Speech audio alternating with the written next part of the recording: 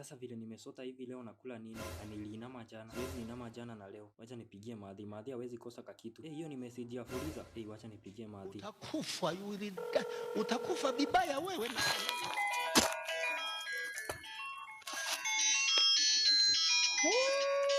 Kimani. Haro, Kimani. Hello, Madhi. Mko aje huko? Usikii sisi hatuko sawa. Ng'ombe ya Kimonia imetapika huku. Ati ng'ombe ikatapika?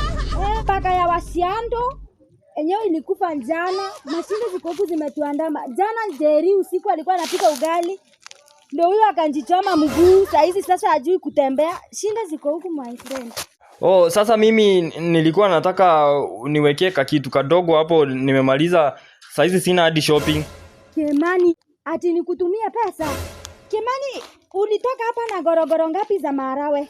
Nikakutumia 50 last week, si ndio? Sasa 50 bob Madhi. 50 last week na saizi unasema una pesa. Mimi nitakutolea pesa wapi? Unasikia huku mashina zinatuandama.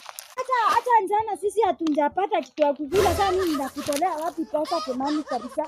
Ama ni vile niliona Mokorino aliolewa huko university, pia wewe umepata mtu na unamalizia pesa huko. Sijaoa. Unamaliza aje pesa? Wewe nilikutumia last week na sasa hivi huna pesa. Na hata unapata pesa ya kunitumia kunipigia wewe Kimani. Mimi sina pesa. Sasa nilikuwa napigia mheshimiwa hapa kufuatilia school fees yako. Nikatumia, nilikuwa na 50 bob nikanunua kirendeti ya 20, nimebaki na 30. Acha nikutumie hiyo. Ati uniwekea 30 bob? Madhi, hadi wewe sasa 30 bob. Mtu anakuja huku inakaa kama mmemsahau sasa. 30 bob inanisaidia wapi? Kana hizo 30 bob zako hadi wewe.